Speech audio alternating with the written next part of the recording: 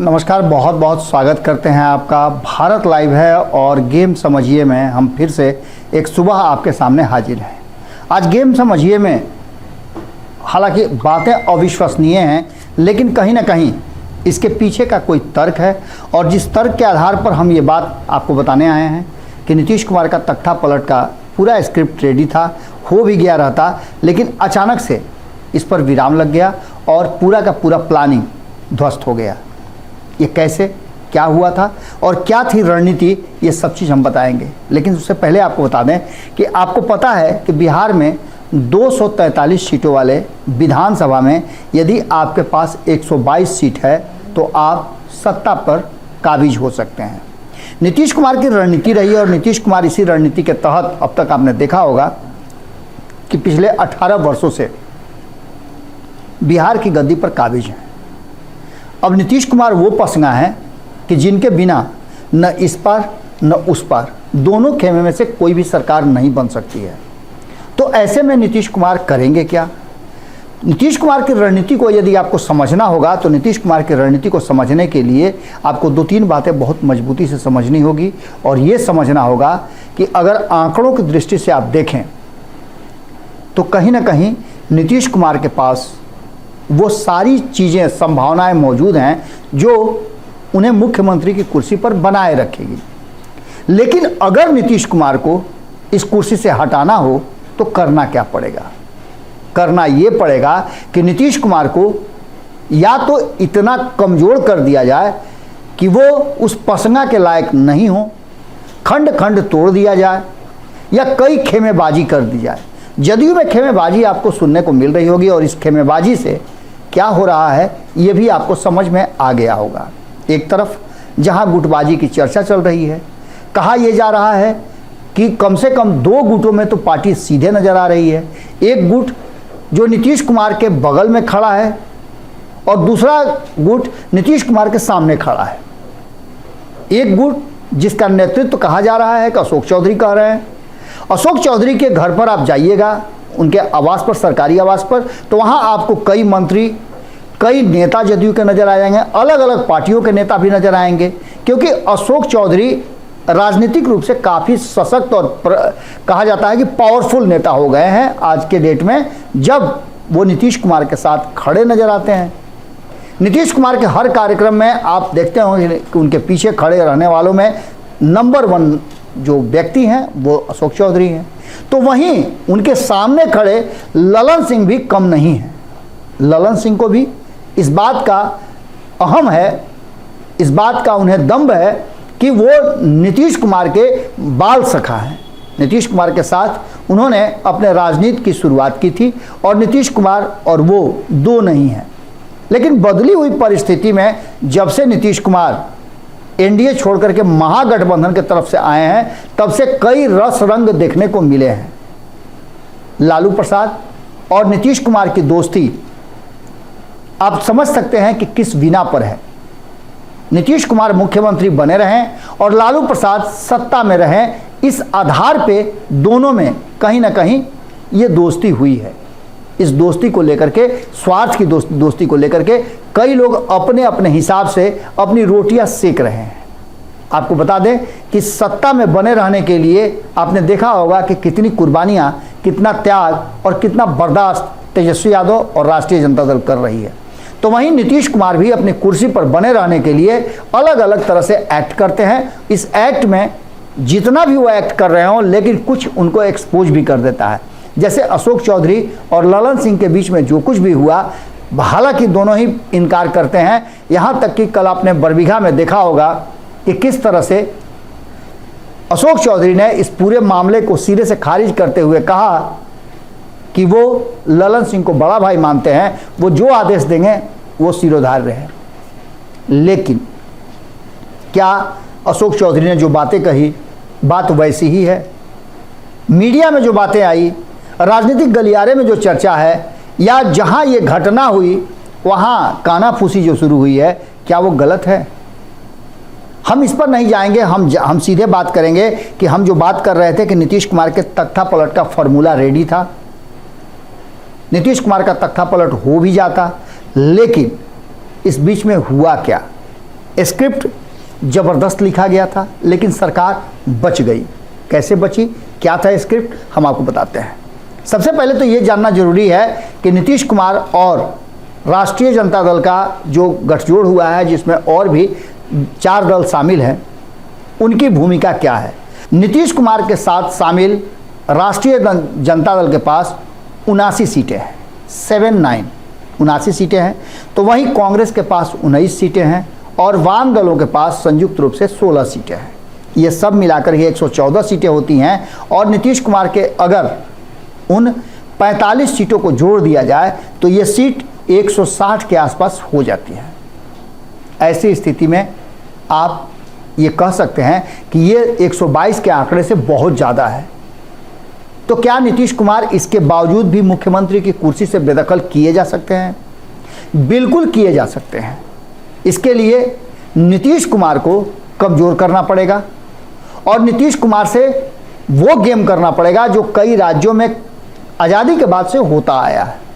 यानी नीतीश कुमार को सीएम की कुर्सी से उतारने के लिए उनके जो पार्टी है और उनके विधायक हैं उनमें सेंधमारी करनी पड़ेगी। आंकड़ों की बात करें तो ये आंकड़ा 122 का सरकार बनाने का जो है, इसे कम किया जाए तो निश्चित रूप से सरकार गिरेगी और नई सरकार आने की संभावनाएं बढ़ेगी। 114 का आंकड़ा है और इस आंकड़े को 120 तक करने में, 115 करने में, 117 करने में आपको नीतीश कुमार के आंकड़े घटाने पड़ेंगे। हालांकि उसका फ़ायदा और घाटा आप समझ सकते हैं कि अगर नीतीश कुमार पाला बदल लेते हैं तो क्या होगा। तो नीतीश कुमार यदि पाला भी बदल लेते हैं तो ऐसी स्थिति में जो अगला है उसे इस स्क्रिप्ट के साथ और भी कई बातें करनी होगी।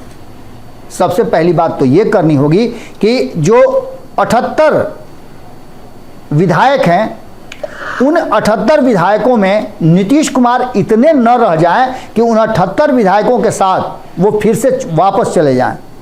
पहले तो इस आंकड़े को पार करना पड़ेगा, पूरा करना पड़ेगा। और ये स्क्रिप्ट लिखी गई थी कि 10 विधायकों के आसपास अगर जनता दल यूनाइटेड के पार्टी छोड़ दें, इस्तीफा दे दें, बदले में उनको जो एडजस्टमेंट चाहिए, जो समझौता के तहत फाइनल किया जाएगा, वो किया जाएगा।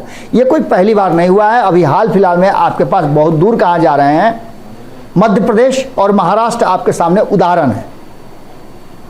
मध्य प्रदेश और महाराष्ट्र में जो हुआ वो आप अच्छी तरह से जानते हैं। हालांकि मध्य प्रदेश में बिल्कुल बिहार में जिस तरह का स्क्रिप्ट लिखा गया था उसी तरह की बातें थी। और यह स्क्रिप्ट कहा यह जा रहा है कि राष्ट्रीय जनता दल के पुरोधा लालू प्रसाद लिख रहे थे। इस स्क्रिप्ट में ललन सिंह को कहा जा रहा है कि साथ था। हालांकि हम इस बात पर भरोसा और विश्वास नहीं करते हैं, ना हमारे पास इसका कोई सबूत है। लेकिन जो चर्चाएं हैं उन चर्चाओं में कहा यह जा रहा है कि जनता दल यूनाइटेड के ये बातें तब भी उठी थी जब आरसीपी सिंह पार्टी के अध्यक्ष थे। आरसीपी सिंह को लेकर के ये बातें कही गई थी कि वो भारतीय जनता पार्टी के एजेंट के रूप में काम कर रहे हैं। नीतीश कुमार की कुर्सी पर उनका ध्यान था, वो कुर्सी छीनना चाहते थे, छिनवाना चाहते थे। ये भी वही बातें थी। बाद में फिर आरसीपी सिंह के साथ क्या हुआ सब कोई जानते हैं। अब ललन सिंह के नाम पर यह बिल फाड़ा जा रहा है कि ललन सिंह मिल करके 10 से 15 विधायकों को तैयार कर चुके थे। लेकिन खैर ये पूरा स्क्रिप्ट इसी तरह से रचा गया था कि जिसमें जो आंकड़े हैं वो राष्ट्रीय जनता दल, कांग्रेस और वाम दलों के साथ पूरा किया जा सके और इस पूरा किए जाने वाले आंकड़े में नीतीश कुमार को तख्ता पलट करके उनके सत्ता से बेदखल किया जाए। अब ये सारी बातें हो ही रही थी कि इसी बीच में और कई बातें सामने आ गई।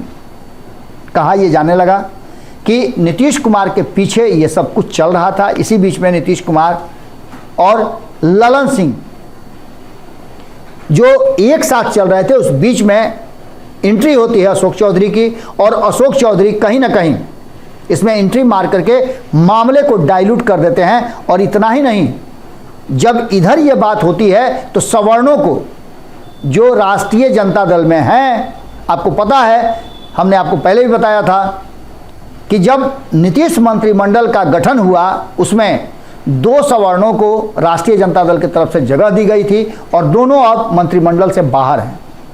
किसी को उस जगह पर रखा भी नहीं गया है और न सवर्णों को प्रतिनिधित्व दिया गया है।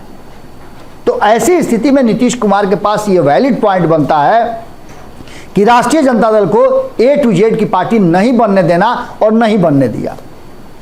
अपने खेमे से एक सीट जो उन्होंने जीतन राम मांझी को दी थी, संतोष सुमन के इस्तीफे के बाद तुरंत उसे भरा गया 24 घंटे के अंदर में रत्नेश सदा को मंत्री बना करके, जो उसी जात से आते थे जिस जाति के जीतन राम मांझी थे।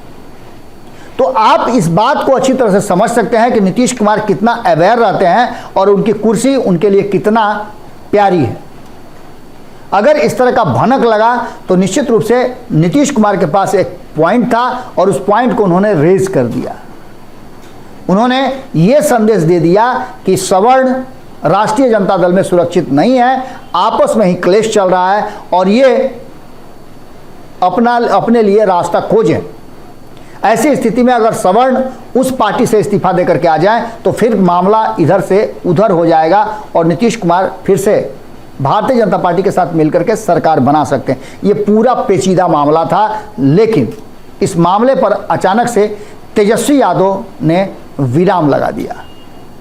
तेजस्वी यादव नहीं चाहते हैं कि इस तरह का कुछ भी हो जिससे कि वर्तमान सरकार इधर से उधर हो, क्योंकि तेजस्वी यादव भी समझते हैं कि जब तक वो संवैधानिक पद पर हैं तब तक उनकी मान मर्यादा प्रतिष्ठा सब बनी हुई है। ऐसी स्थिति में वर्तमान जो बनी हुई परिस्थिति है उसमें 2024 तक नीतीश कुमार का साथ रहना बहुत ज़रूरी है। ऐसी स्थिति में जो नीतीश कुमार के तख्ता पलट का फार्मूला लीक हुआ था, उस फार्मूले को नीतीश कुमार ने निरस्त कर दिया और जो स्क्रिप्ट लिखी गई थी उससे उन्होंने अपने आप को और अपनी सरकार दोनों को बचा लिया। उनकी कुर्सी भी बची रही और जैसे ही तेजस्वी यादव पटना पहुंचते हैं, इन सारी बातों पर वो भी विराम लगाते हैं और अपने हाथ में कमान लेते हैं। लालू प्रसाद द्वारा लिखी गई इस स्क्रिप्ट का चर्चा खूब ज़बरदस्त हो रहा है, लेकिन कोई भी सामने आकर के इस बात को नहीं कह रहा है। क्या चर्चा इस बात की हुई थी? क्या सबूत मिला था? जो 2020 में लालू प्रसाद ने किसी को फ़ोन करके बुलाया था कि तुम मेरे यहाँ चले आओ, मंत्री बना देंगे। लेकिन चर्चाएं तो हुई थी और राजनीति है, इसमें चर्चाएं तो होंगी ही, सत्ता है, उठापटक होगा ही। क्या आपको महाराष्ट्र में जो सरकार गिरी, क्या समझौता हुआ पता चला? क्या मध्य प्रदेश में जो कांग्रेस के 15 साल के बाद शासन में आई थी और 15 दिन के ड्रामे के बाद उनके 20 विधायकों को इस्तीफा दिलवा करके किस तरह से सरकार गिराई गई थी, इसका कोई स्क्रिप्ट आपके सामने है क्या? कोई आपको बताएगा क्या कि क्या कुछ हुआ था? लेकिन यहाँ भी कहा जाता है 25 करोड़ रुपए का खेल हुआ था। खैर, बिहार में भी इस तरह का खेल होते होते बच गया और एक बार फिर से नीतीश कुमार की सरकार यथास्थिति कायम है। आने वाले समय में क्या होगा ये देखना दिलचस्प होगा, लेकिन ये पूरी तरह से गेम उलझा हुआ है, जिसे हमने समझाने की कोशिश की आपको कि नीतीश कुमार की सरकार और तेजस्वी यादव दोनों अगर थोड़ा सा भी 19-20 होते हैं तो बचाना मुश्किल हो जाएगा। जुड़े रहिएगा भारत लाइव के साथ। अगली खबर में जल्दी ही मुलाकात होगी। बहुत बहुत धन्यवाद। अगर ये वीडियो पसंद आई और वह बिहार के राजनीति और बिहारियत से सरोकार रखेनी तो सब्सक्राइब बटन दबा के चैनल के सब्सक्राइब कर ली। ओजे एगो घंटी बा, ओकरा बटन दबा देला से कुल सटीक और मारक खबर रुआ मुफ्त में मिल जाई। अगर रुआ पत्रकारिता के हमनी के नया प्रयोग में सहयोग कर चाहतानी तो ज्वाइन बटन दबा दी। पेटीएम नंबर नोट कर ली 9386816700। धन्यवाद।